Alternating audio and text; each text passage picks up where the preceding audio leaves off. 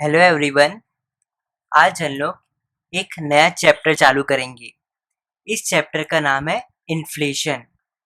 ठीक है, तो ये अपने आप में बहुत एक इंटरेस्टिंग चैप्टर है। ठीक है, हालांकि सब लोग इससे बहुत डरते हैं, लेकिन डरने की कोई बात नहीं है। मैं आपको इसको बहुत इजी वे से बताऊंगा। ठीक है, तो कोई भी दिक्कत नहीं आएगी आपको इस चैप्टर में। इतना फोर शॉर्ट है क्योंकि मेरा फेवरेट खुद चैप्टर है। राइट, तो आज मैं आपको इन्फ्लेशन पढ़ाऊंगा। ठीक है, आज मैं आपको इस लेक्चर में बस एक ओवरव्यू दूंगा कि इन्फ्लेशन क्या होता है, इसका कंसेप्ट क्या है और ये कैसे काम करता है। ठीक है, so as an commerce students आप सभी को ये पता होना चाहिए कि इन्फ्लेशन कैसे कंट्री में काम करता है, जो कि आपको ना आपके टीचर्स बताने वाले हैं, ना आपको कोई और यूट्यूबर्स बताने वाला है कि इन्फ्लेशन कैसे काम करता है, जो कि आज मैं बताने वाला हूँ। ठीक है, तो फटाफट बिना टाइम वेस्ट नहीं करते हुए हम फटाक से चैप्टर की ओर बढ़ते हैं। तो देखो, इन्फ्लेशन का मतलब होता है बच्चों महंगाई। ठीक है, इन्फ्लेशन का मतलब क्या होता है? महंगाई। तो अगर आपको मैं इसको छोटी सी मीनिंग में बता दूं तो rise in price over a period of time is called as inflation. ठीक है, इन्फ्लेशन मतलब होता है महंगाई हिंदी की लैंग्वेज में। अब बच्चों, ये जो इन्फ्लेशन होता है ना, ये हमारे ह्यूमन इमोशंस के जैसा होता है। देखो, हम ह्यूमंस कैसे रहते हैं, हमारे हम कभी खुश होते हैं, हम कभी दुख होते हैं, कभी हम दुखी होते हैं। ठीक है, हम कभी हैप्पी होते हैं, कभी हम दुखी होते हैं। ठीक है, कभी खुशी, कभी गम। ठीक है, तो इन्फ्लेशन भी बच्चों कैसा है? ह्यूमन इमोशंस जैसा है। ठीक है, इन्फ्लेशन कैसा है बच्चों? ह्यूमन इमोशंस जैसा है। जैसे जैसे फॉर एग्जाम्पल, हम आज खुश होते हैं तो फिर क्या होता है, कल या परसों हम किसी बात के कारण उदास हो जाते हैं। अगर हम किसी दिन उदास होते हैं तो उसके अगले दिन या कुछ समय के बाद हम खुश हो जाते हैं। तो ये क्या रहता है कि हमारे ह्यूमंस के लिए एक नॉर्मल चीज है। ठीक है, कभी हम खुशी, कभी गम, कभी खुशी, कभी गम, कभी हैप्पी होते हैं, कभी हम दुखी होते हैं, सैड होते हैं। ठीक है, तो इन्फ्लेशन भी बच्चों ऐसा ही है, एकदम सेम ह्यूमन इमोशन जैसा है। अब बच्चों, जैसे हर कंट्रीज में भी ना कभी खुशी होती है, कभी दुखी होती है। मतलब हर कंट्री कभी खुश होता है, कभी दुख होता है। अगर मान लो मैं आपको बोलूं कि एक कोई भी कंट्री खुश कब रहता है बच्चों, कोई भी कंट्री खुश तभी रहेगा जब उस कंट्री में इन्फ्लेशन कम होगा, मतलब महंगाई कम होगी। और कोई भी कंट्री दुखी कब होता है? जब वहां पे इन्फ्लेशन ज्यादा हो जाता है, मतलब महंगाई जब बहुत बढ़ जाती है। ठीक है, तो बच्चों कंट्री में भी क्या होता है, कभी खुशी, कभी गम होता है। ठीक है, जैसे हम ह्यूमंस पे होता है। ठीक है, अब तो मैंने आपको बता दिया मेन इन्फ्लेशन महंगाई होती है और इन्फ्लेशन कैसा होता है। ठीक है, तो बच्चों इन्फ्लेशन क्या होता है, कभी बढ़ता है, कभी कम होता है। ठीक है, तो ये हर कंट्री में होता है, ऐसा नहीं है कि सिर्फ इंडिया में, हर कंट्री में नॉर्मल है। जैसे जैसे अमेरिका या पाकिस्तान, कोई भी कंट्री ले लो, हर कंट्री में क्या होता है, कभी खुशी मतलब इन्फ्लेशन कम हो जाता है, कभी दुख मतलब इन्फ्लेशन बढ़ जाता है। तो ये कॉमन सी बात है। ठीक है, इसमें कोई डेंजर बात नहीं है। ठीक है, अब बच्चों मैंने तो आपको मेन चीज बता दी। ठीक है, अब यहाँ पे आपको ये जानना जरूरी है कि इन्फ्लेशन होता क्यों है। ठीक है, एक्चुअली में मैं ये चीज बता रहा हूँ जो आपके स्कूल स्कूल में भी नहीं बताने वाले हैं। ठीक है, क्योंकि स्कूल में टीचर लोग उतना दिमाग नहीं लगाते आपको समझाने के लिए। ठीक है, तो मैं अभी आपको बताता हूँ कि इन्फ्लेशन का रीजन क्या है, क्यों इन्फ्लेशन बढ़ता है कंट्री में, क्यों इन्फ्लेशन कम होता है। ठीक है, अब यहाँ पे इस चार्ट में पूरा राज छुपा है। ठीक है, इस चार्ट में पूरा राज छुपा है। देखो कैसे, हमेशा याद रखना कि जब भी इन्फ्लेशन बढ़ता है, जब भी इन्फ्लेशन बढ़ता है, इसका मतलब यह है कि लोगों के पास, पीपल के पास बच्चों पैसा ज्यादा है। ठीक है, इन्फ्लेशन हमेशा बढ़ने का एक रीजन यही है कि लोगों के पास पैसा ज्यादा है। ठीक है, तो हम ही क्या है, हमारे ही कारण एक कंट्री में बच्चों इन्फ्लेशन बढ़ता है और कम होता है। तो इन्फ्लेशन बढ़ता कब है? जब लोगों के पास पैसा ज्यादा होता है। तो बच्चों जैसे हमारे पास पैसा ज्यादा होता है ना, तो इससे बहुत सारे लोग जल जाते हैं। ठीक है, बहुत सारे लोग जल के मारे एकदम राख हो जाते हैं। कौन कौन? गवर्नमेंट, बैंक्स और कंपनीज। ठीक है, ये सारे एकदम जल जल के हमसे, मतलब एकदम जल जल के बच्चों एकदम चिढ़ जाते हैं हमसे। तो ये इन तीनों क्या करते हैं बच्चों, हमसे पैसा लूटना चालू कर देते हैं। मतलब जैसे गवर्नमेंट जो है वो क्या कर देती है, अपना टैक्सेशन पॉलिसी का यूज करके क्या कर देती है, अपना टैक्स बढ़ा देती है। गवर्नमेंट को पता है कि अरे यार लोगों के पास पैसा बहुत ज्यादा है, तो गवर्नमेंट क्या करती है बच्चों, उसी समय क्या कर देती है, टैक्स को बढ़ा देती है। कि लोगों से वो ज्यादा पैसा वसूल कर ले टैक्स के कारण, ठीक है, to take money from people, इसके कारण, ठीक है। और वैसे ही अब गवर्नमेंट तो चीट के पैसा ले लेती है, वैसे ही बच्चों बैंक भी क्या करती है, अपने लोन इंटरेस्ट की हेल्प से, मतलब जो लोन में इंटरेस्ट रहता है ना, वो इंटरेस्ट रेट को बढ़ा देती है। मतलब सपोज करना, अगर मैं आपको एक एग्जांपल पे से बताऊं, सपोज करना बच्चों कि बच्चों मान के चलना कि पहले बैंक लोन में इंटरेस्ट सिर्फ कितना 10% चार्ज किया करती थी, ठीक है। अब जैसी बैंक को पता चल जाता है ना, जैसी बच्चों बैंक को पता चल जाता है कि अरे यार लोगों के पास तो पैसा बहुत ज्यादा है, तो वो बैंक भी क्या करती है बच्चों, लोन के इंटरेस्ट के थ्रू थ्रू ना पैसा लूट लेती है। मतलब मान लो कि कोई भी बंदा अगर 10,000 रुपीज लोन लिया है बैंक से, ठीक है, तो बैंक बैंक क्या बोलती है, मतलब सपोज करना कि अगर पहले बैंक 10% चार्ज किया करती थी लोन में, अब बैंक को तो पता चल गया कि लोगों के पास पैसा ज्यादा है, तो वो क्या कर देती है, अब लोगों को बोलती है कि भाई अगर तुम्हें लोन चाहिए ना, तो तुम्हें लोन का इस 10,000 का तुम्हें हमें अब 12% देना पड़ेगा। तो अब बैंक ने क्या कर दिया बच्चों, पहले 10% था, ठीक है, अब उसको बढ़ा के 12% कर दिया, 2% एक्स्ट्रा बढ़ा दिया, ठीक है। अब अगर आप इस कैलकुलेशन को करोगे तो देखो, मतलब आपको लमसम 11,200 देना पड़ेगा, ठीक है, ठीक है। तो ये बैंक ने क्या कर दिया, 2% बढ़ा दिया। अगर मान लो अगर बैंक अगर अपना पहले जैसे लेती 10% का, पहले जैसे 10% लेती थी, ठीक है, देखो अब मैं 10% की कैलकुलेशन कर रहा हूं, तो देखो कितनी, 10,000 प्लस 1100, ठीक है, तो ये 11, ठीक है, तो ये बच्चों 1100 इतना आ जाएगा अमाउंट, ठीक है। तो मतलब आप अब यहाँ पे देखना, फर्क देखना, पहले बैंक 10% लिया करती थी, जैसी बैंक को पता चल गया कि लोगों के पास तो भैया पैसा ज्यादा है, तो उसने क्या कर दिया, 12% आपसे चार्ज करना लग गया।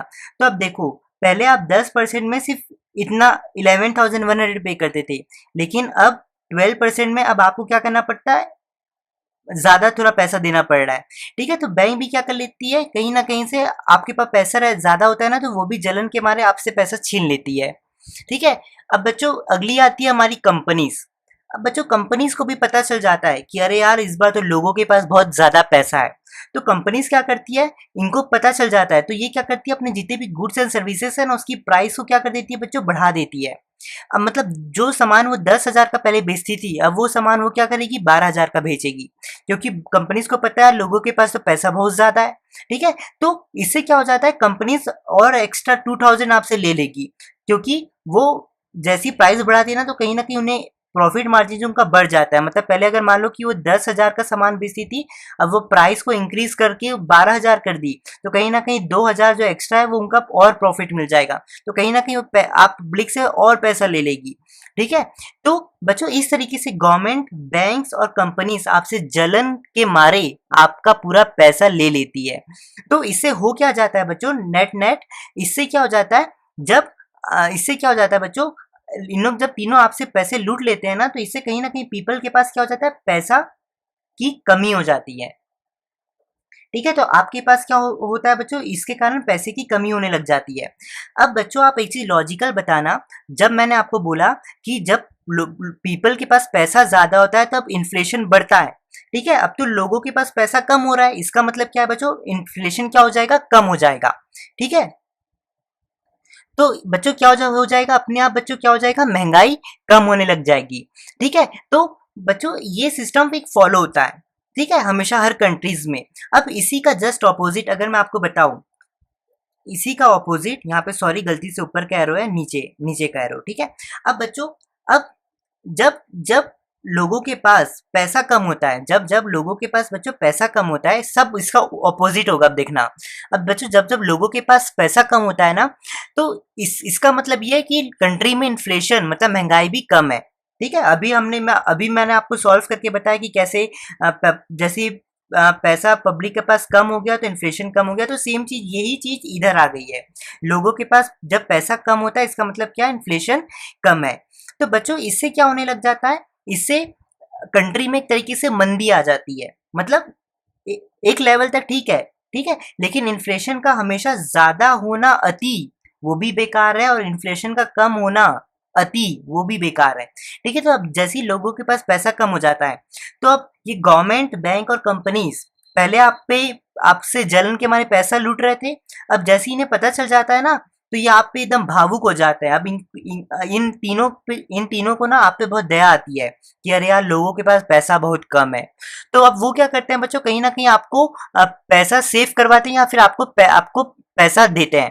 कैसे, देखो, अब जैसे ही गवर्नमेंट को पता चल जाता है कि भाई बेचारे लोगों के पास तो इस बार बहुत पैसा कम है, तो वो क्या करती है बच्चों, अपनी टैक्स पॉलिसी में क्या कर देती है, बोलती है कि अब से टैक्स हर लोगों को कम देना पड़ेगा।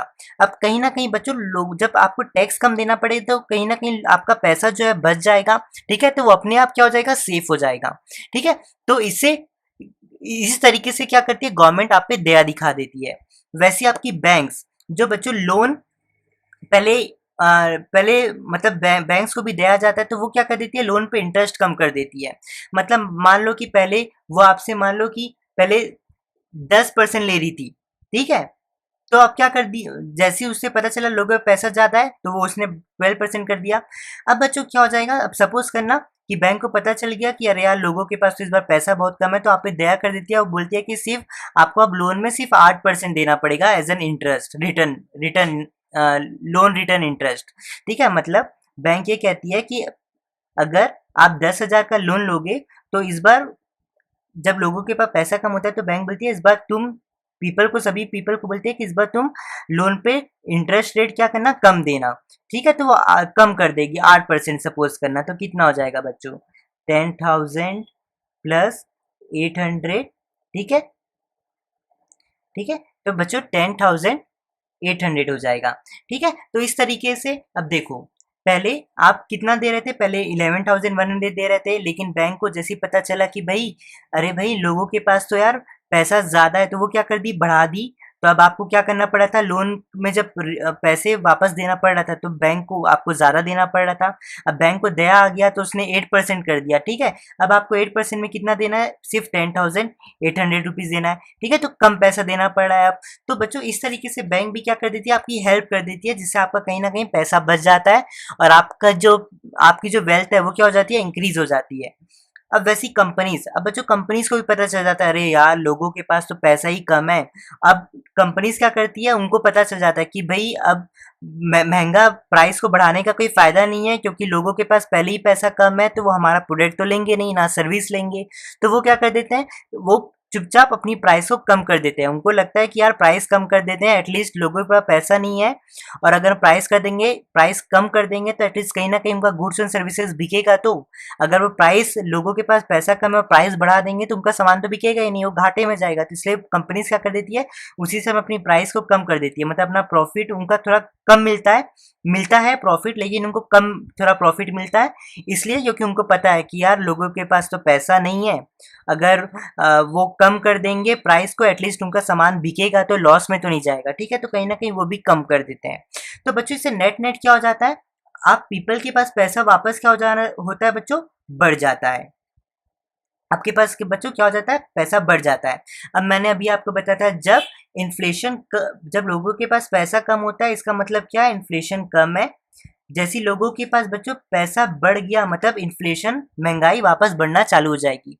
ठीक है, इसलिए कहा कि जो इन्फ्लेशन है हमारे ह्यूमंस के इमोशंस जैसा है, कभी खुशी कभी गम। ठीक है, तो इन्फ्लेशन कभी बढ़ जाएगा कभी कम हो जाएगा, और ये कंटिन्यूअस चलता रहता है। आप मार्केट में न्यूज में देखोगे तो हमेशा आपको कहता रहेगा कि इन्फ्लेशन का जो रेट है वो 1% से बढ़ गया, 2% से कम हो गया, 1.04 से बढ़ गया, ठीक है, 0.08 से कम हो गया। तो ये आपको हमेशा ऐसी न्यूज में बातें चलते रहेगी। ठीक है, इसलिए मैंने हमेशा इन्फ्लेशन को ह्यूमंस के इमोशंस के जैसा बताया है। ठीक है, वैसे ही कंट्री में भी होता है, खुशी कभी गम। ठीक है, तो बच्चों ये जो चीज था, ये होपफुली आप समझ गए होंगे। ठीक है, ये आपको एग्जाम्स में तो ज्यादा लिखना नहीं है, जो जो एग्जाम्स में लिखना है वो एक्चुअली मैं लोग अगली क्लास से देखेंगे, लेकिन आपको ये जानना एज एन कॉमर्स स्टूडेंट बहुत जरूरी था। मैंने हालांकि आपको गवर्नमेंट, बैंक और कंपनीज को लेते हुए समझाया है, और भी होते हैं कुछ कुछ फैक्टर जिसके कारण भी इन्फ्लेशन जो रेट है ऊपर नीचे जाता है, अभी उस पर ज्यादा ध्यान नहीं देना है। अभी मेन है जो आपको गवर्नमेंट बैंक्स और कंपनीज के थ्रू मैंने इसलिए समझाया कि आपको इसलिए समझ में आ जाए। ठीक है बच्चों, तो होपफुली आज आपने सारी लेक्चर्स को देख के सारी बातों को समझा होगा। और मुझे आपको एक चीज़ बतानी है कि आपको क्या करना है, 3 बातों का ध्यान रखना है। मैं हमेशा कहता हूँ, पहली चीज़ आपको मेरी लेक्चर्स को देखने के बाद बुक रीडिंग करनी है। सेकंड चीज़, आपको सारी जो वीडियोज़ है, ठीक है, आपको मतलब अगर इन्फ्लेशन की वीडियोस चाहिए तो आपको इसकी जो इन्फ्लेशन की अगर आपको सारी वीडियोस चाहिए तो वो आपको प्लेलिस्ट में मिलेगी, और प्लेलिस्ट की लिंक मैं आपको डिस्क्रिप्शन बॉक्स में डाल दूंगा। थर्ड चीज, आपको सारे नोट्स चाहिए, हैंड रिटन नोट्स चाहिए, ठीक है, तो ये आपको मेरी वेबसाइट में मिल जाएगी businessvidya.co.in, उसकी भी लिंक मैं आपको डिस्क्रिप्शन बॉक्स में डाल दूंगा। ठीक है, तो बच्चों होपफुली आपने समझ लिया होगा, और आप सभी से मैं मिलता हूँ नेक्स्ट लेक्चर में। चलिए bye, enjoy, take care, cheers. Hello everyone, आज हम लोग एक नया टॉपिक पढ़ेंगे जिसका नाम है कॉजेज ऑफ इन्फ्लेशन। महंगाई बढ़ने के ऐसे कौन कौन से रीज़न है, आज हम लोग उसे पढ़ेंगे। ठीक है, तो सबसे पहला है हमारे पास इंक्रीज इन मनी सप्लाई। सबसे इसको पढ़ने से पहले आप सभी को जानना है कि परचेजिंग पावर क्या होता है। तो परचेजिंग पावर मतलब जब आप गुड्स एंड सर्विसेज को ज़्यादा लेते हैं, ठीक है, कंट्री में जब गुड्स एंड सर्विसेज को आप ज़्यादा कंज्यूम करते हैं, उसे हम कहते हैं परचेजिंग पावर। तो जैसी इकोनॉमी को पता चलता है कि कंट्री में परचेजिंग पावर ज़्यादा है, इसका मतलब इकोनॉमी को पता चल जाता है कि लोगों के पास पैसे ज़्यादा हैं, तभी तो वो कहीं ना कहीं पे गुड्स एंड सर्विसेज पे पैसा खर्चा कर रहे हैं। ठीक है, पैसा खर्चा तभी करेंगे जब उनके पास पैसा होगा, तो ये कंट्री में पता चल जाता है। ठीक है, कि लोगों के पास पैसा ज़्यादा है। अब मैंने आपको पिछली लेक्चर्स में बताया था कि जब भी लोगों के पास पैसा ज़्यादा होता है तो यही एक सबसे मेन रीज़न है इन्फ्लेशन का। ठीक है, तो इससे क्या हो जाता है, लोगों जैसे ही लोग परचेजिंग पावर को इंक्रीज कर देते हैं तो इसका मतलब उनके पास पैसा ज़्यादा होता है, उनके पास पैसा ज़्यादा होता है तो कहीं ना कहीं इन्फ्लेशन ज़्यादा दिखाता है। ठीक है, तो बस एक चीज़ हमेशा याद रखना आप कि लोगों के पास पैसा ज़्यादा मतलब इन्फ्लेशन बढ़ेगा कंट्री में। ठीक है, ये चीज़ को आप हमेशा याद रखिएगा। सेकेंड पॉइंट है डेफिसिट फाइनेंसिंग। अब देखो डेफिसिट फाइनेंसिंग का मतलब क्या होता है। देखो डेफिसिट फाइनेंसिंग मतलब आपका बीओपी ना जब अनफेवरेबल होता है, बैलेंस ऑफ पेमेंट। अभी बैलेंस ऑफ पेमेंट क्या है, इसके ऊपर एक अलग ही चैप्टर है, बस एक ओवरव्यू के लिए ये जान लो कि डेफिसिट फाइनेंसिंग का मतलब होता है गवर्नमेंट के पास पैसे की कमी हो जाती है, गवर्नमेंट के पास पैसों की कमी हो जाती है। ठीक है, तो गवर्नमेंट क्या करती है बच्चों, आरबीआई के पास जाती है। आप सभी जानते हैं ना आरबीआई कौन है, रिजर्व बैंक ऑफ इंडिया। वो क्या करती है, आरबीआई क्या करती है बच्चों, आरबीआई वो क्या करती है, मनी को प्रिंट करती है, मतलब पैसा छापती है। ठीक है, उसकी अथॉरिटी, उसकी पावर सिर्फ आरबीआई के पास है पैसा को छापने की। तो गवर्नमेंट बोलती है कि अभी पैसे की हमारे पास बहुत कमी पड़ रही है, तो गवर्नमेंट क्या करती है, आरबीआई के पास जाती है, बोलती है कि हमारे पास अभी पैसा बहुत कम है, एक काम करो अभी हमें पैसा दे दो। तो आरबीआई बोलती है ठीक है, ये पैसा हम तुम्हें दे देंगे अभी। ठीक है, और आरबीआई के साथ साथ कहती है कि ये पैसा तुम्हें हमें वापस लौटाना पड़ेगा, और इंटरेस्ट रेट के साथ लौटाना पड़ेगा। ठीक है, तो बच्चों गवर्नमेंट क्या लेती है, आरबीआई से पैसा ले लेती है। ठीक है, तो कहीं ना कहीं अब गवर्नमेंट के पास एक बर्डन क्या है, अब गवर्नमेंट को पैसे को चुकाना है, तो गवर्नमेंट का एक्सपेंडिचर क्या हो जाता है, बढ़ जाता है। अब गवर्नमेंट क्या करती है, अब गवर्नमेंट देखती है अरे यार उनका एक्सपेंडिचर बढ़ रहा है, तो वो क्या करती है बच्चों, टैक्स, वो क्या करती है, लोगों से पैसा वसूलना चालू कर देती है। कैसे पैसा वसूलती है, टैक्स के थ्रू। वो क्या करती है, टैक्स बढ़ा देती है, गुड्स एंड सर्विसेज टैक्स। तो आप हमेशा देखना कि जब भी गवर्नमेंट ना टैक्स लगा देती है गुड्स एंड सर्विसेज में, तो वो गुड्स एंड सर्विसेज की ना प्राइस बढ़ जाती है। अगर आप कोई भी रेस्टोरेंट में जाओगे, जैसे केएफसी, डोमिनोज, आप देखना वहाँ पे जितना, अगर आपने कुछ भी पिज़्ज़ा मंगा लिया, ठीक है, सपोज करना 150 का पिज़्ज़ा होगा, ठीक है, उसमें आप देखना कि गवर्नमेंट क्या करती है, अपना जीएसटी टैक्स जो है वो ऐड कर देती है, जिसके कारण वो 30-20 रुपए का कुछ हो जाता है, तो आपको टोटल वो 170 तक का कुछ मिलता है। ठीक है, तो उससे क्या हो जाता है, टैक्स से गवर्नमेंट क्या कर लेती है बच्चों, गुड्स एंड सर्विसेज से पैसा वसूल कर लेती है टैक्स के थ्रू। ठीक है, इसके कारण क्या हो जाता है, गुड्स एंड सर्विसेज एक्सपेंसिव हो जाते हैं, एक्सपेंसिव हो जाते हैं तो गुड्स एंड सर्विसेज महंगे हो जाते हैं, महंगे हो जाते हैं तो अपने आप इन्फ्लेशन जो है वो क्या हो जाता है, बढ़ जाता है। ठीक है, अब थर्ड पॉइंट है राइज इन पॉपुलेशन। देखो पॉपुलेशन बढ़ेगी तो डिमांड बढ़ेगी, डिमांड बढ़ेगी तो प्रोड्यूसर प्राइस इंक्रीज करेगा और उससे इन्फ्लेशन होगा। अब इसको मैं आपको समझाता हूँ।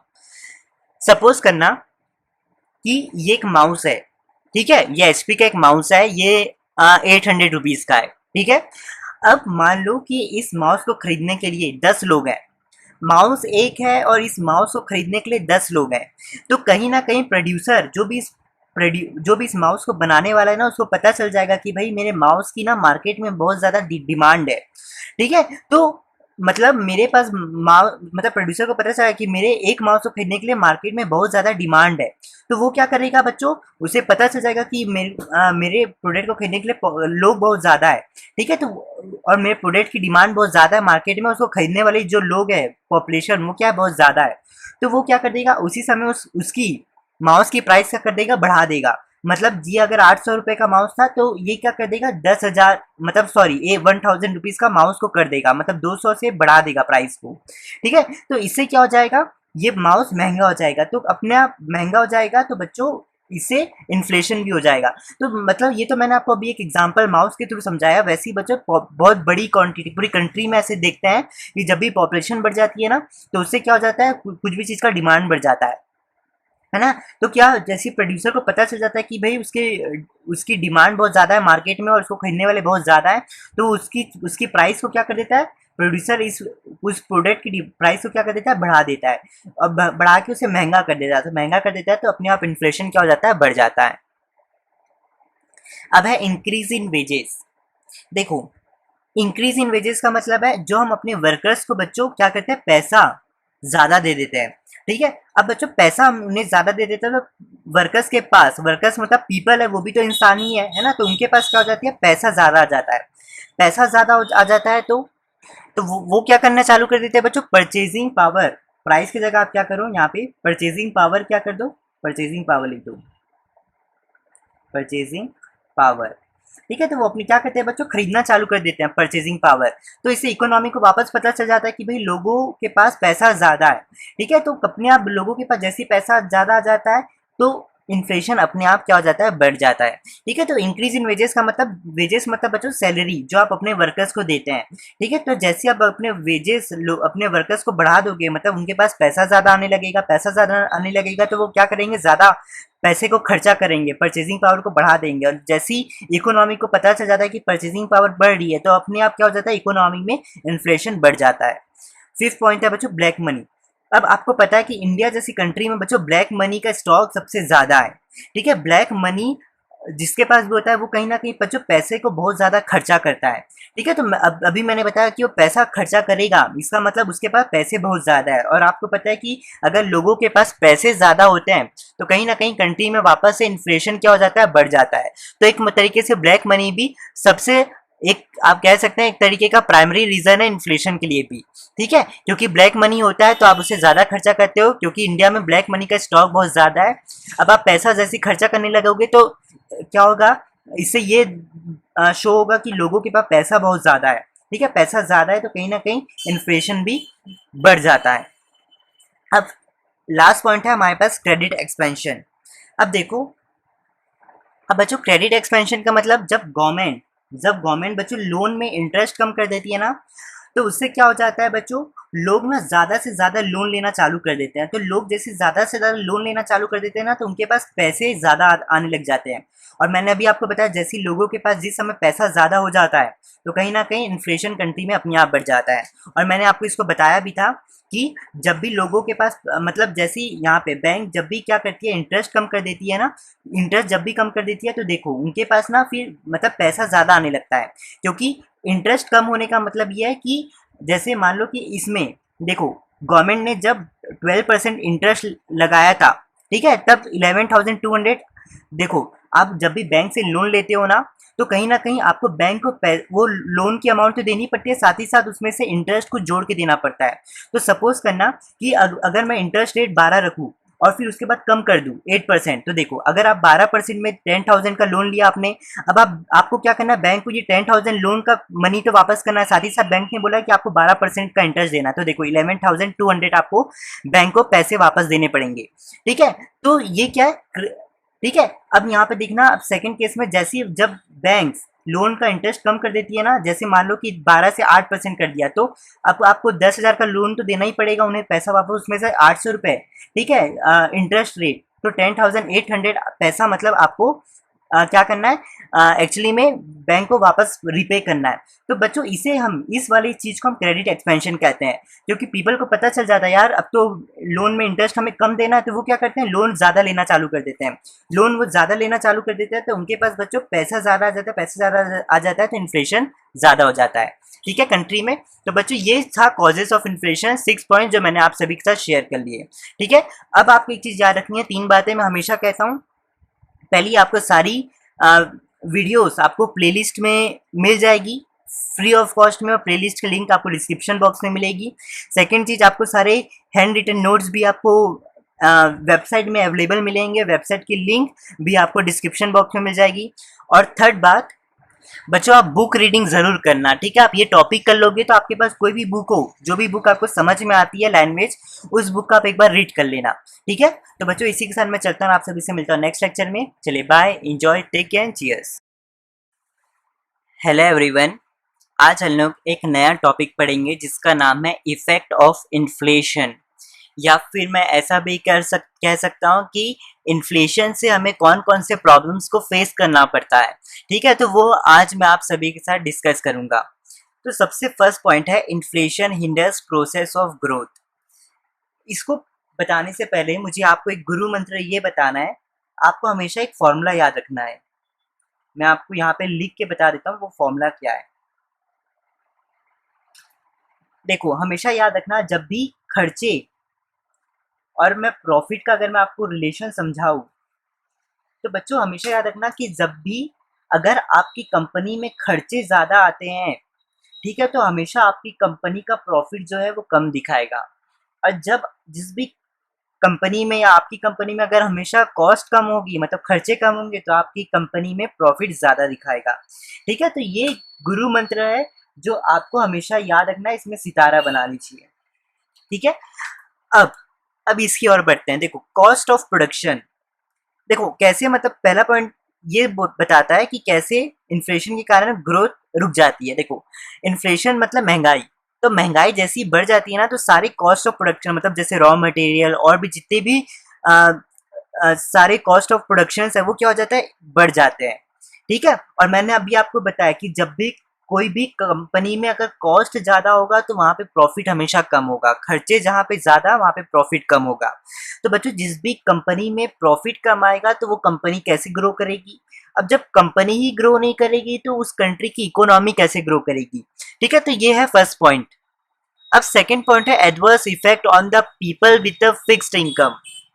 अब बच्चों फिक्स्ड इनकम का मतलब जिन भी पीपल की अर्निंग फिक्स होती है, मतलब वो 2 साल पहले भी 5,000, मतलब 2-3 साल पहले भी 10,000 कमा रहे हैं, 2 साल पहले भी 10,000 कमा रहे थे, आज भी 10,000 कमा रहे हैं, तो वैसे पीपल को हम क्या क्या कहते हैं, फिक्स्ड इनकम, मतलब जिनकी अर्निंग जो है फिक्स होती है, ठीक है। तो बच्चों जब भी महंगाई बढ़ती है ना, तो सबसे ज्यादा घाटा इनको होता है, क्योंकि इनकी इनकम जो है वो हमेशा से फिक्स है। अब मान लो कि जैसी महंगाई बढ़ी उसके हिसाब से अगर आपकी सैलरी भी बढ़ेगी तो ठीक है, अच्छी बात है, लेकिन मान लो कि अगर आप इन महंगाई के बावजूद महंगाई बढ़ रही है और आपकी इनकम वहीं पे अटकी है, तो वो सिचुएशन बेकार होती है, ठीक है। तो जिनकी भी अर्निंग फिक्स होती है और इन्फ्लेशन बढ़ जाता है, तो वो पीपल क्या करते हैं, अपनी क्वालिटी ऑफ लाइफ में मतलब खर्चा ज़्यादा कर नहीं पाते, ठीक है। तो उनकी क्वालिटी ऑफ लाइफ क्या हो जाती है, डिक्रीज हो जाती है। इसका मतलब ये है वो ज़्यादा लग्जरी कंफर्ट में पैसे खर्चा नहीं कर पाएंगे इससे। अब थर्ड पॉइंट है increase in cost of product, लिख दिया बच्चों, लेकिन यहाँ पे क्या है, प्रोजेक्ट है, increase in cost of project.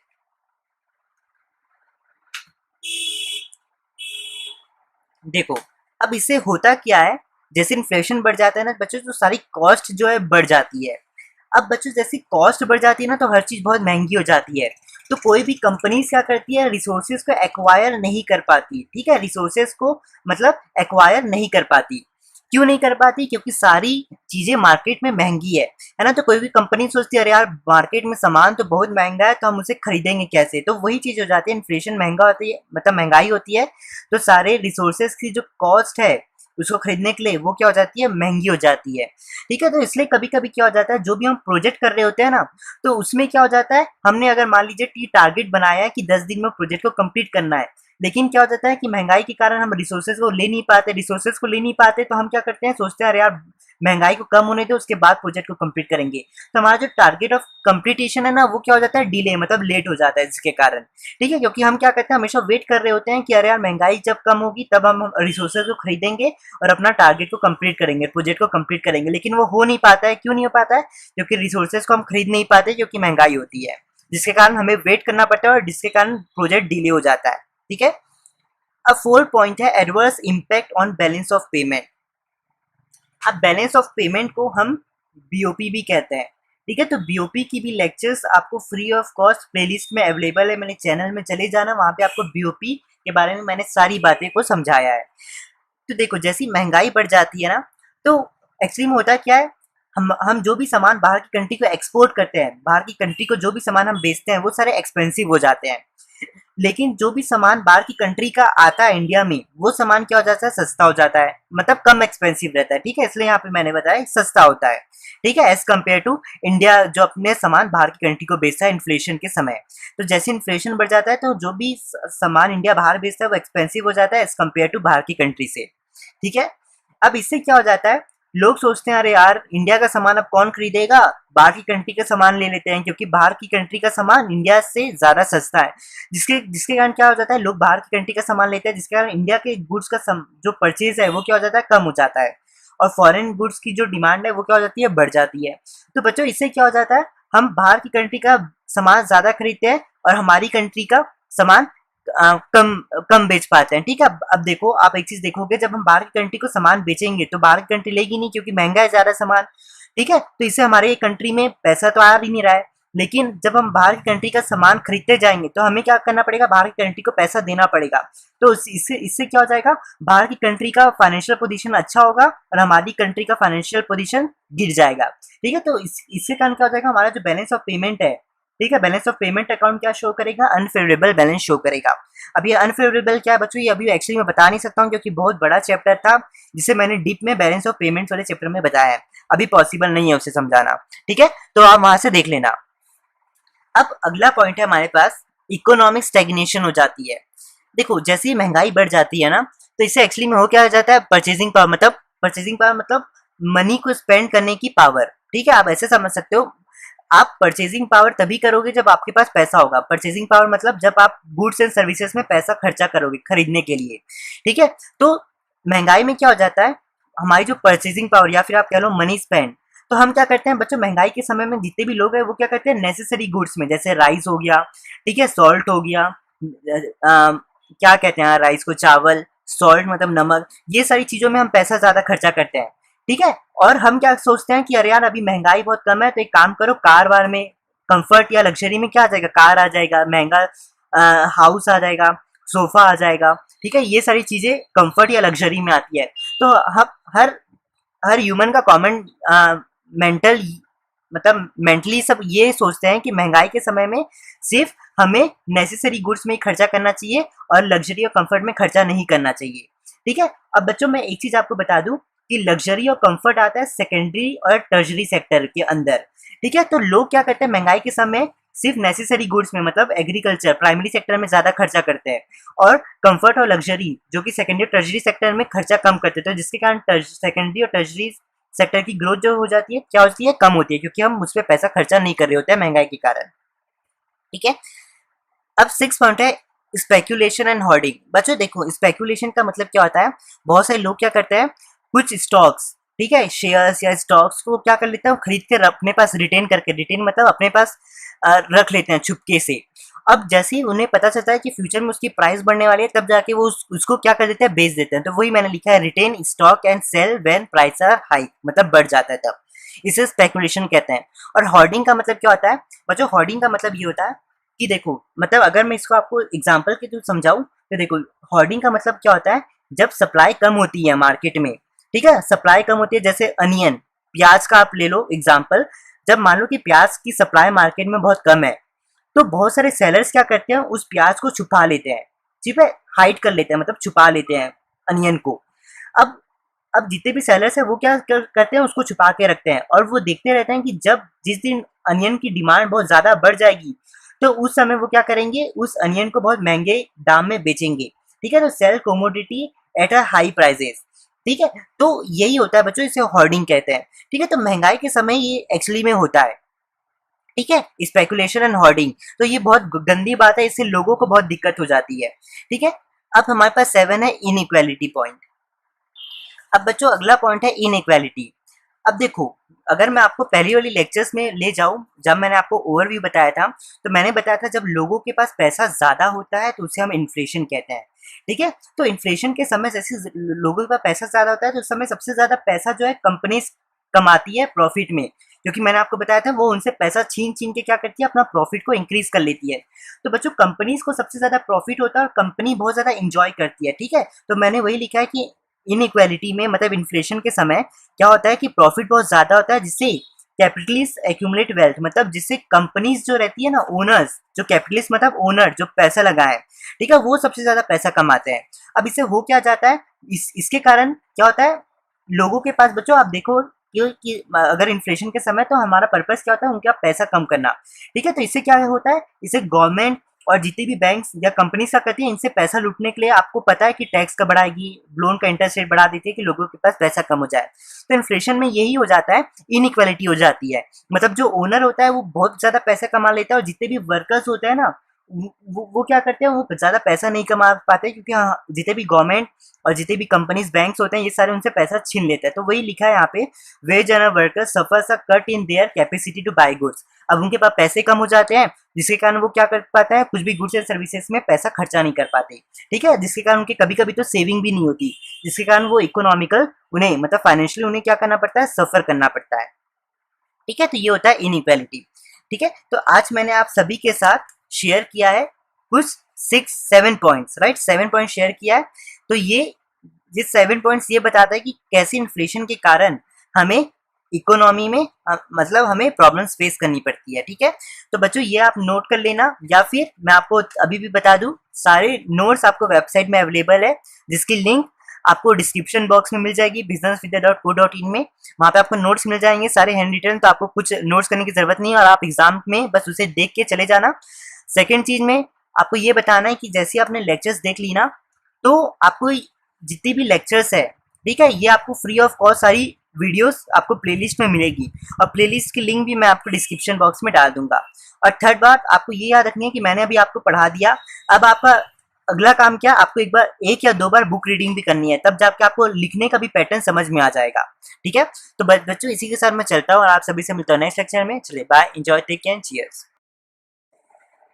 Hello everyone, आज हम लोग एक नया टॉपिक पढ़ेंगे जिसका नाम है government policy to check inflation, या फिर आप इसे कह सकते हैं policy to control inflation by government.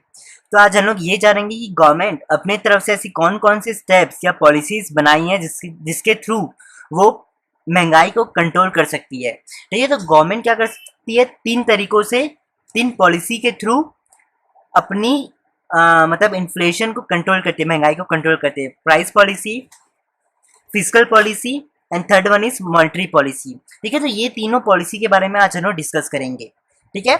लेकिन इसके बताने से पहले मुझे आपको एक चीज बतानी है कि हमेशा याद रखना कि इन्फ्लेशन बढ़ने की वजह यही है कि लोगों के पास जब पैसा ज्यादा होता है, ठीक है, लोगों के पास पैसा ज्यादा होता है, यही सबसे बड़ी वजह है इन्फ्लेशन को बढ़ने की, ठीक है। तो कहीं ना कहीं जो भी गवर्नमेंट बैंक्स या कंपनीज हैं, ये क्या करती है, ये आपसे पीपल से पैसा लेने की कोशिश करती है कि अपने आप कंट्री में इन्फ्लेशन कम हो जाए।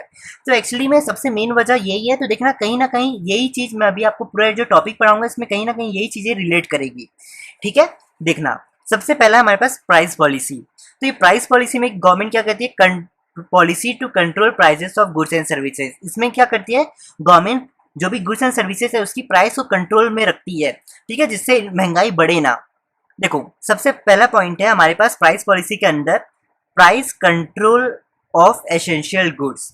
जैसे एसेंशियल गुड्स मतलब राइस हो गया, वीट हो गया, तो एसेंशियल गुड्स मतलब ऐसी नेसेसरी गुड्स जो आप बिना बिना यूज किए उसके रह नहीं सकते, ठीक है, उसे हम नेसेसरी गुड्स कहते हैं या एसेंशियल गुड्स कहते हैं। जैसे राइस, वीट, ये सारी एसेंशियल गुड्स है। तो गवर्नमेंट क्या करती है, इसका प्राइस कंट्रोल कर लेती है। गवर्नमेंट क्या करती है, बोलती है कि इसकी जो प्राइस है, ठीक है, ये हमेशा कम रहेगी तो वो एक कंट्रोल कर लेती है, उसमें उसको बढ़ने नहीं देती, ठीक है, कि इससे कोई भी भूख के मारे या कुछ भी कारण मरे ना।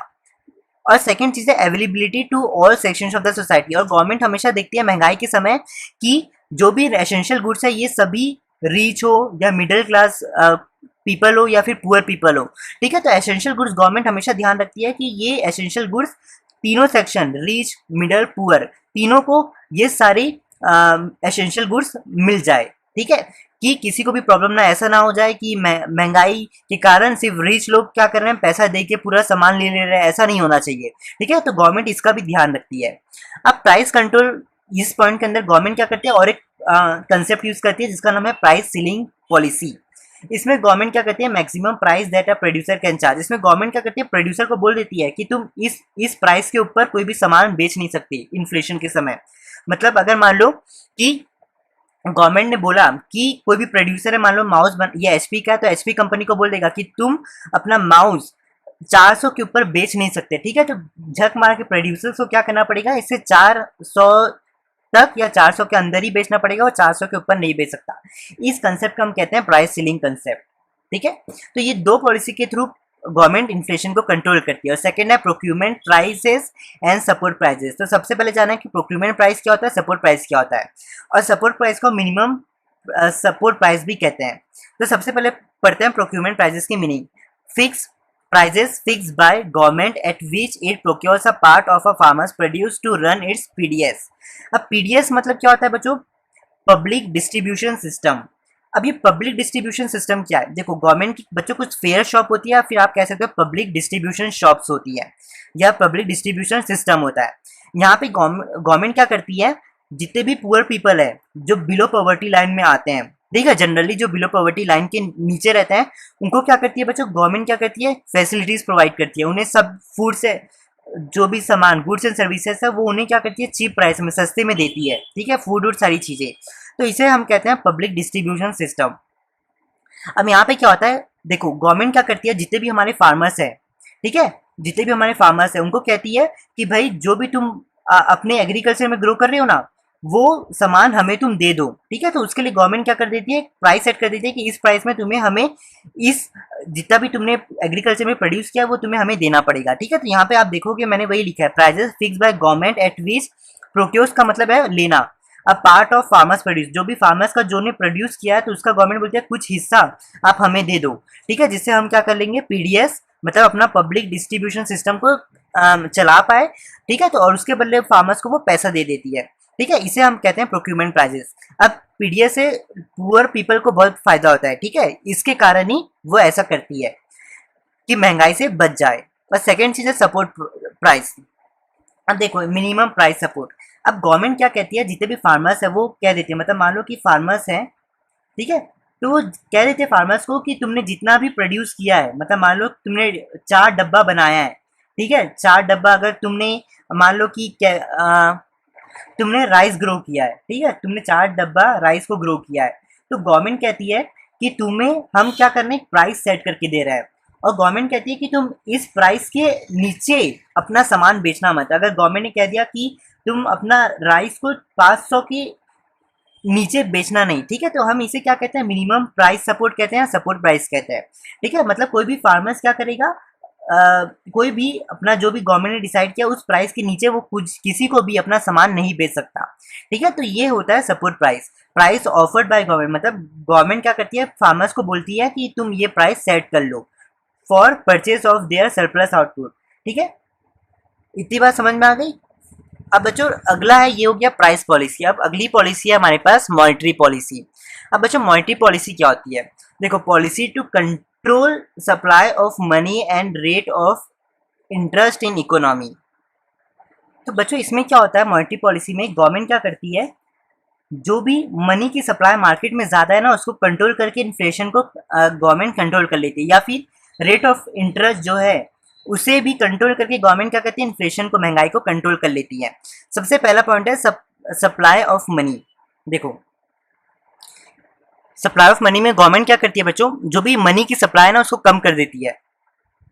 अब मनी की सप्लाई जैसी कम हो जाएगी तो लोग के पास पैसा कम आएगा, पास पैसा कम आएगा तो वो क्या करेंगे, परचेजिंग पावर को क्या कर देंगे, कम कर देंगे। ठीक है, वो क्या कर देंगे, परचेजिंग पावर मतलब वो डिमांड करना, जो भी गुड्स एंड सर्विसेज है उसमें पैसा खर्चा करना कम कर देंगे। ठीक है, जिसके कारण गुड्स एंड सर्विसेज की डिमांड कम हो जाएगी। ठीक है, तो बच्चों इसके कारण क्या हो जाएगा, अपने आप इन्फ्लेशन कंट्रोल हो जाएगा, क्योंकि मैंने अभी आपको बताया कि अगर लोगों के पास पैसा जब ज्यादा होता है तो इन्फ्लेशन ज्यादा होता है। ठीक है, तो अगर हम मनी की सप्लाई ही कम कर देंगे तो लोग के पास पैसा कहाँ से आएगा।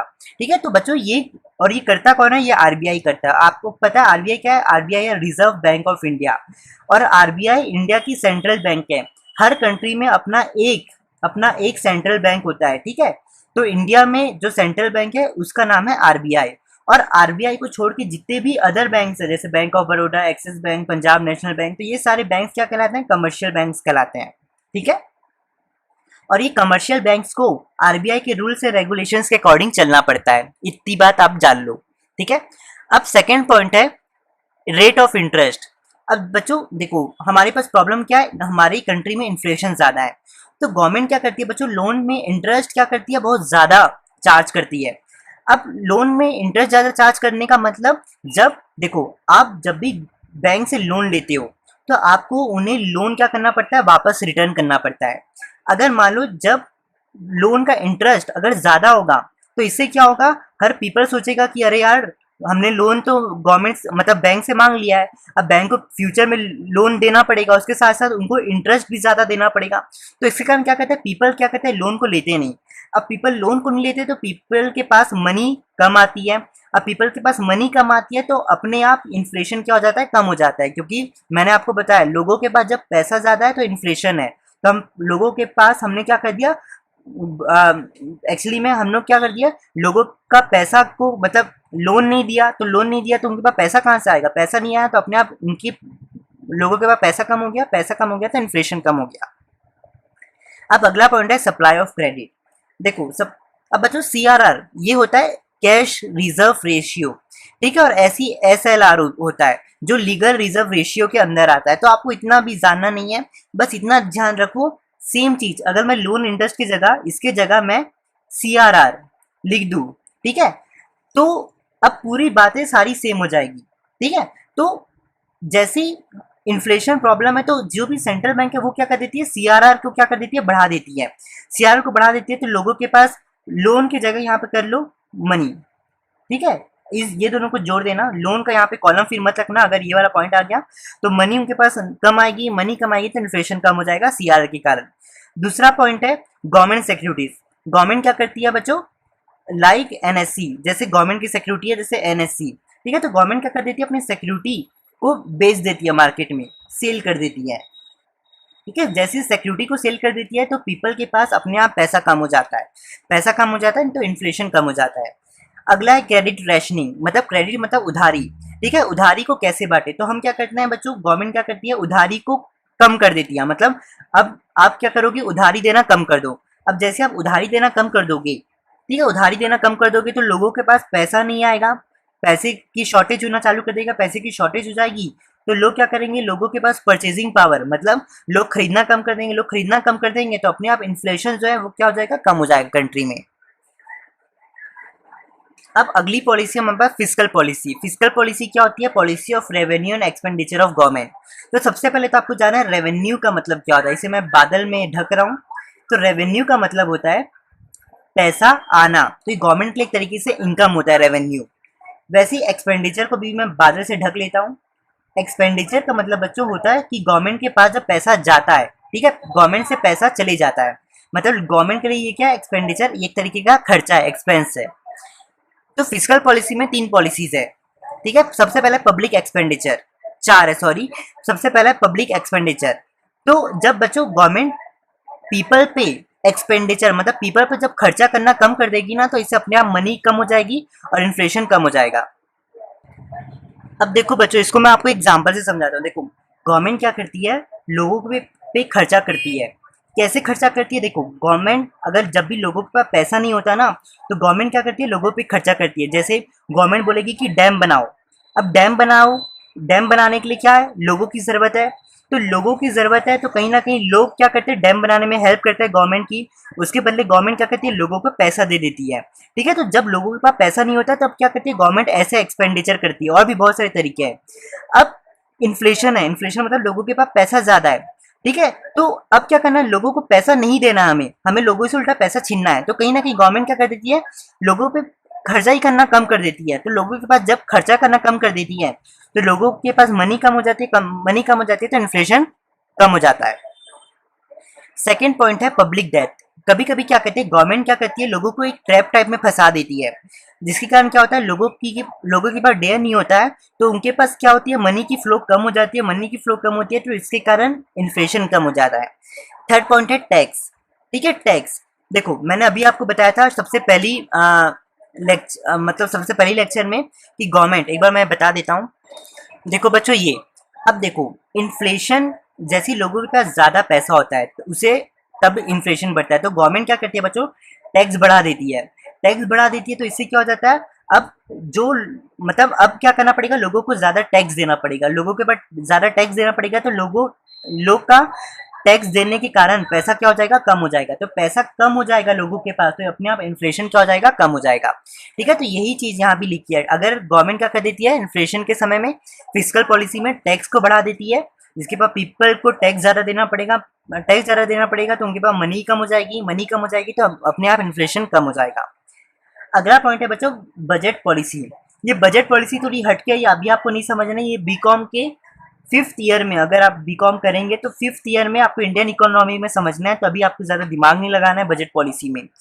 तो बस एक बार ओवरव्यू आपको दे देता हूँ, और एग्जाम में आ गया तो आपको कैसे लिखेंगे।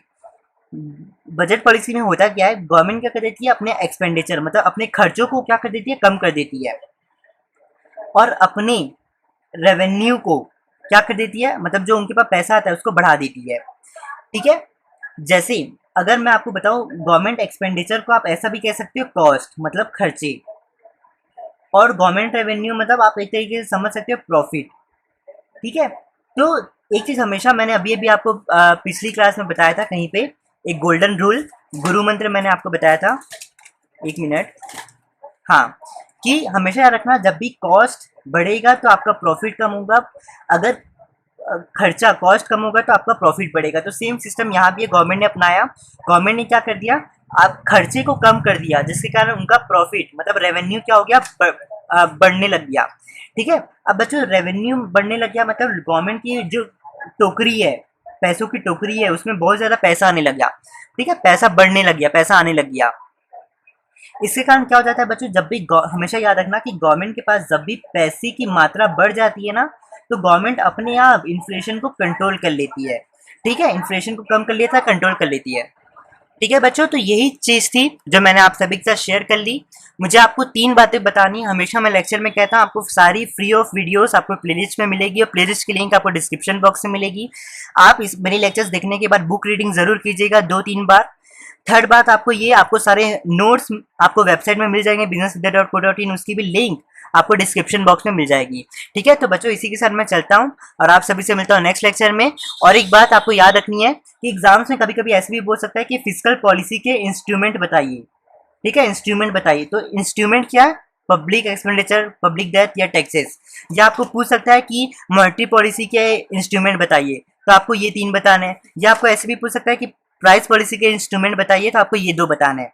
ठीक है, तो बच्चों ऐसे भी आपको पूछ सकता है, नहीं तो आपको डायरेक्ट क्वेश्चन ही पूछेगा। ठीक है, तो इसी के साथ मैं चलता हूँ और आप सभी से मिलता हूँ नेक्स्ट लेक्चर में। चलिए bye, enjoy, take care, cheers. Hello दोस्तों, इस वीडियो में हम इस वेबसाइट का एक पूरा ओवरव्यू देखते हैं।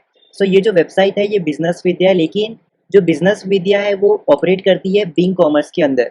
ठीक है, सो सबसे पहले तो बिंग कॉमर्स आप देख सकते हो, ये एक बहुत बड़ा कम्युनिटी है, कॉमर्स कम्युनिटी है। आप देख सकते हो इंस्टाग्राम में हमारे इतने ज़्यादा फॉलोअर्स हैं, अभी काफ़ी ज़्यादा और बढ़ गए हैं। ठीक है, अभी 64,000 तक पहुँच गए हैं। आप फॉलो कर सकते हो इंस्टाग्राम, इस बटन को क्लिक करके। आपके जैसे बहुत सारे कॉमर्स वाले बच्चे यहाँ पे सारे हमारे फॉलोअर्स हैं।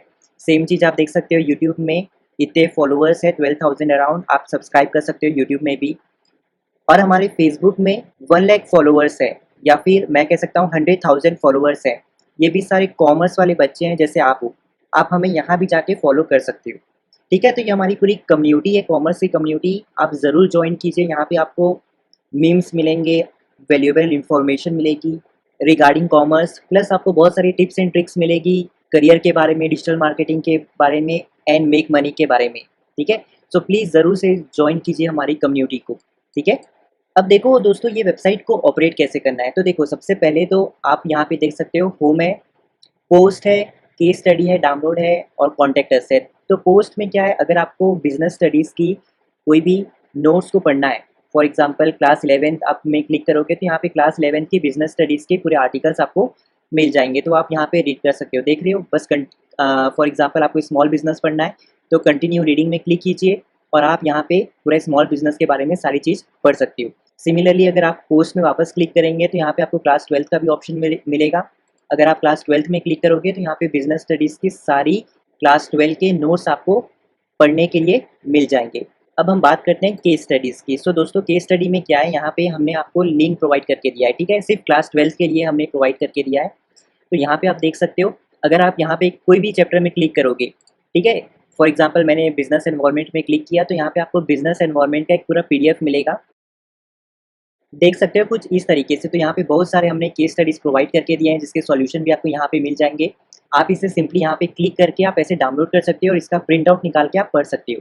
ठीक है, तो यहाँ पे आप कहीं भी क्लिक करोगे, फॉर एग्जांपल कंट्रोलिंग में, तो कंट्रोलिंग का केस स्टडी खुल जाएगा, आप सबको डाउनलोड करके प्रिंट आउट करके आप पढ़ सकते हो। ठीक है, तो ये हो गया दोस्तों केस स्टडी के बारे में। अब हम ऊपर जाएंगे, यहाँ पे आपको डाउनलोड्स का ऑप्शन दिखेगा, आप डाउनलोड्स में क्लिक करोगे तो दोस्तों यहाँ पे आप देख सकते हो क्लास 11th की हमने इंग्लिश की हॉर्नबिल प्रोवाइड करके दिया। अगर आपको क्लास 11th की इंग्लिश की नोट्स पढ़ना हो, क्वेश्चन आंसर पढ़ना हो, तो आप यहाँ से हमारी पीडीएफ डाउनलोड कर सकते हो। ठीक है, यहाँ पे आप देख सकते हो माइक्रो इकोनॉमिक्स और माइक्रो इकोनॉमिक्स अगर आपको पढ़ना है तो यहाँ से आप उसको क्लिक करके आप वापस एक पीडीएफ को डाउनलोड कर सकते हो और आप सारे क्वेश्चन आंसर नोट्स सारे इस पीडीएफ के अंदर मिलेंगे। फॉर एग्जाम्पल अगर मैं क्लास 11th का फॉर एग्जाम्पल स्नैपशॉट खोलता हूँ इस तरीके से, लेकिन आपको एक चीज़ याद रखनी है कि यहाँ पे आपको हर पीडीएफ का एक पासवर्ड मिला है। आप देख सकते हो यहाँ पे हमने लिखा है this book will ask for password. सो आपको अगर इस फोन बिल और स्नैपशॉट खोलना है तो उसके लिए आपको ये पासवर्ड यूज़ करना पड़ेगा, I am being commerce follower. Similarly अगर आपको क्लास 12 का करना है तो आपको फिर से I am being commerce follower password को यूज़ करना पड़ेगा। अगर आपको माइक्रो इकोनॉमिक्स खोलना है या माइक्रो इकोनॉमिक्स खोलना है तो आपको ये पासवर्ड यूज़ करना पड़ेगा, आई लव बीइंग कॉमर्स। ठीक है, तो इस तरीके से आपको ये पासवर्ड यूज़ करके इस पीडीएफ को खोलना है। जैसे फॉर एग्जांपल मैं अगर स्नैपशॉट में क्लिक करूँ, डाउनलोड क्लिक हियर में, सो दोस्तों आप देख सकते हो ये है पासवर्ड मांग रहा है। ठीक है, तो इस पासवर्ड को ओपन करने के लिए आपको क्या करना पड़ेगा, जैसे कि मैंने बताया अगर आपने स्नैपशॉट खोला है तो आपको ये पासवर्ड यूज़ करना पड़ेगा, ये पूरा। ठीक है, एज इट इज़ कॉपी करना है पासवर्ड को और एज इट इज़ पेस्ट करना है। ठीक है, लाइक दिस, जैसे यहाँ पे मैंने कॉपी किया, यहाँ पे मैं क्या कर दूंगा, इसे पेस्ट कर दूंगा, या आप मैनुअली इसे जाके लिख सकते हो I am being commerce followers, but make sure that सारी चीज़ कैपिटल लेटर में। ठीक है, फिर इसको सबमिट करना। फिर दोस्तों आप देख सकते हो कि ये पीडीएफ जो कि ओपन हो गया है। अब आप इसको पढ़ सकते हो, वापस इसको डाउनलोड करके इसका प्रिंट आउट निकाल के आप पढ़ सकते हो। ठीक है, तो ये भी चीज़ आप ध्यान में रखिएगा कि डाउनलोड सेक्शन में आप काफ़ी सारी चीज़ को डाउनलोड कर सकते हो और आप उसको पढ़ के प्रिंट आउट निकाल के भी पढ़ सकते हो। ठीक है, और पासवर्ड का सही से इस्तेमाल कीजिएगा क्योंकि बहुत सारे स्टूडेंट्स को जनरली प्रॉब्लम होती है, वो कभी कभी जब पासवर्ड डालते हैं तो कुछ लेटर्स को स्मॉल कर देते हैं, कुछ को big, but make sure that सब चीज़ कैपिटल लेटर में आपको पासवर्ड लिखना है। ठीक है, अब दोस्तों अगर आपको कोई भी तकलीफ हो, कोई भी प्रॉब्लम हो तो आप कॉन्टैक्ट अस में जाना है। यहाँ पे आपको व्हाट्सएप का ऑप्शन है और यहाँ पे आप ईमेल, अगर आप व्हाट्सएप में क्लिक करेंगे ऐसे तो आप मोबाइल में करेंगे तो डायरेक्ट आपका व्हाट्सएप खुल जाएगा, अदरवाइज आप लैपटॉप से भी अपने वेब के थ्रू व्हाट्सएप में कनेक्ट हो सकते हैं, वहाँ पे हमको मैसेज कर सकते हैं। और सेकंड ऑप्शन है ईमेल अस का, सो आप यहाँ पे क्लिक करेंगे तो हमारा ईमेल बॉक्स जो है वो ओपन हो जाएगा कुछ इस तरीके से। यहाँ पे आप सब्जेक्ट लिखिएगा जो भी आपको प्रॉब्लम है और उसका डिस्क्रिप्शन आप पूरा यहाँ पे लिख के एक्सप्लेन कीजिएगा, इमेजेस हमें शेयर कीजिएगा कि हमको ईजी पड़े। आप जितना ज़्यादा अच्छे से हमको अपनी तकलीफ बताएंगे उतना अच्छे से हम आपकी सारी प्रॉब्लम्स को सॉल्व कर देंगे। उसके बाद आपको क्या करना है, ईमेल को सेंड कर देना है। ठीक है, तो हम आपको रिप्लाई कर देंगे। अब दोस्तों हमारे पास क्योंकि बहुत सारे स्टूडेंट्स हैं, ठीक है, 8-10 हज़ार स्टूडेंट्स हैं जिनके मैसेज आते हैं और हम काम करने वाले काफ़ी कम हैं, तो ऐसा भी हो सकता है कि कभी-कभी 1 हफ्ता लग जाए आपका रिप्लाई करते-करते, 2 हफ्ता लग जाए। ठीक है, क्योंकि हमारी भी एक प्रॉब्लम है, हम बहुत लिमिटेड स्टाफ से आप सबकी हेल्प कर रहे हैं, तो ये भी थोड़ा ध्यान में रखिएगा, हाइपर मत होइएगा। हम रिप्लाई ज़रूर करेंगे लेकिन टाइम भी लग सकता है। ठीक है, तो ये जो चीज़ थी मेरे को आपको बतानी थी। अगर आप अगेन होम में क्लिक करोगे तो आप अगेन होम के यहाँ पे आप पहुँच जाओगे। ठीक है, तो ये जो चीज़ थी मैंने सारी आपको बता दी। आप डायरेक्ट यहाँ क्लास 11th में भी क्लिक करेंगे या क्लास 12th में, फॉर एग्जाम्पल आपने क्लास 12th में क्लिक किया तो यहाँ से भी आप सब चीज़ देख सकते हो। अगर आपको केस स्टडी में जाना है तो आप डायरेक्ट क्लिक करोगे, केस स्टडी में पहुँच जाओगे, यही वाले लिंक में वापस से डाउनलोड कर सकते हो। नोट्स चाहिए तो क्लिक यहाँ नोट्स में क्लिक करोगे, आपको वापस क्लास 12 के नोट्स मिल जाएंगे। आपको यहाँ पे इंग्लिश का बुक मिल जाएंगे, फ्लेमिंगो विस्टा। इसको आप क्लिक करोगे और पासवर्ड करोगे तो पूरा पीडीएफ आप डाउनलोड कर सकते हो, जहाँ पे हमने आपको नोट्स भी प्रोवाइड किया है, क्वेश्चन आंसर भी प्रोवाइड किया इंग्लिश के। सेम आपको माइक्रो इकोनॉमिक्स में भी वही चीज़ मिलेगी। अगर आप वापस से लोगो में क्लिक करोगे तो होम पेज में पहुँच जाओगे। ठीक है, तो ये एक डायरेक्ट समरी है, यहाँ से भी आप अपनी डायरेक्ट क्लास सिलेक्ट करके आपको जो चाहिए आपको मिल जाएगा। ठीक है, तो ये जो चीज़ थी मुझे आपको बतानी थी। और यहाँ पे है वॉच वीडियो ट्यूटोरियल्स। तो अगर आपको वीडियो ट्यूटोरियल्स देखने हैं तो जस्ट यहाँ पे क्लिक कीजिए, आप हमारे यूट्यूब चैनल में पहुँच जाओगे। यहाँ पे हमने इतनी सारी प्लेलिस्ट बनाई है आप सबके लिए। आपकी जो भी प्लेलिस्ट है आप सर्च कीजिए, जैसे यहाँ पे आप देख सकते हैं हमारे यहाँ नेचर है, फिर सोर्सेस ऑफ बिजनेस फाइनेंस है, क्लास 12 की भी प्लेलिस्ट है, प्लानिंग, 5 ईयर प्लान्स, ठीक है, इंडियन इकोनॉमी की। तो सारी चीज़ आपको यहाँ भी मिल जाएगी। बस हमारे चैनल के बिंग कॉमर्स में सर्च कीजिएगा, यूट्यूब में प्लेलिस्ट में आइएगा, सारी वीडियोस यहाँ पे, और मैं कह सकता हूँ आप सारी प्लेलिस्ट को सर्च कीजिए और जो भी आपको पढ़ना है आप यहाँ से पढ़ के उसका पूरा एक वीडियो ट्यूटोरियल देख सकते हो। ठीक है, तो यहाँ से क्लिक करके आप प्लेलिस्ट में चले जाओगे। फिर यहाँ से वही नोट्स का अगर यहाँ क्लिक करोगे तो वापस नोट्स के एरिया में पहुँच जाओगे। ई बुक्स को डाउनलोड करना अगर यहाँ पे क्लिक करोगे तो वापस से यही डाउनलोड सेक्शन में पहुँच जाओगे। ठीक है, केस स्टडी पढ़ना है, अगर यहाँ क्लिक करोगे तो वापस केस स्टडी के सेक्शन में पहुँच जाओगे, जहाँ पे आपको क्लास 12 की केस स्टडी आप डाउनलोड कर सकते हो। अब दोस्तों एक लास्ट चीज़ है डिजिटल मार्केटिंग वाली। तो कॉमर्स स्टूडेंट्स के लिए बहुत ज़्यादा अच्छा स्कोप है। अगर आप चाहते हो आप एक सक्सेसफुल स्टार्टअप करना, एंटरप्रेन्योर बनना चाहते हो, या फिर आप बहुत सारे पैसे कमाना चाहते हो ऑनलाइन, तो एक डिजिटल मार्केटिंग बहुत अच्छा सॉल्यूशन है। आप डिजिटल मार्केटिंग के बारे में पढ़ना चाहते हो तो इस वीडियो में क्लिक करके पढ़ सकते हो और यहाँ पे आप अपनी डिजिटल मार्केटिंग जर्नी को स्टार्ट कर सकते हो। ठीक है, तो ये जो चीज़ थी आप ज़रूर एक बार डिजिटल मार्केटिंग में भी फोकस कीजिएगा और इस वीडियो को देखिएगा। ये बहुत ज़्यादा इंटरेस्टिंग चीज़ है। अगर आप कॉमर्स स्टूडेंट है तो बहुत और भी अच्छा है। ठीक है, ज़रूर से देखिएगा, आपकी लाइफ चेंज कर देगा। तो दोस्तों ये जो चीज़ थी मुझे आपको बतानी थी। अब अगर कभी आपको वापस से हमारी इस वेबसाइट में विजिट करना है तो आपको बस सिंपली क्या सर्च करना है, बिजनेस विद्या आपको सर्च करना है गूगल में और बस आपको एंटर कर देना है। तो आप इस वेबसाइट में वापस पहुंच जाओगे। आप देख सकते हो ये जो वेबसाइट है, आपको यहाँ क्लिक करना है, आप अगेन हमारी इस वेबसाइट में आ जाओगे। तो ये जो चीज़ थी फ्रेंड्स मुझे आपको बतानी थी। होप आप समझ गए होंगे सारी चीज़ें।